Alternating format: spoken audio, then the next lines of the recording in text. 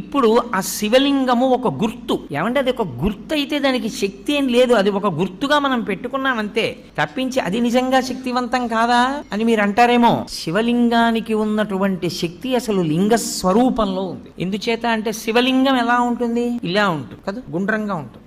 ఇప్పుడు ఇలా గుండ్రంగా ఉంది అని నేను అన్నాను అనుకోండి, శివలింగం ఇంత ఉంది, ఇంతదైతే అప్పుడు అందులోకి పట్టేవి ఇంకొంచెం పెరిగాయా? ఈ గది అంతా అన్నాను అనుకోండి, అప్పుడు ఈ గదిలో అన్ని అందులోకి పట్టేశాయా? ఆంధ్రదేశం అంతా అని తిప్పాను అనుకోండి, ఆంధ్రదేశం అంతా అందులో ఉందా?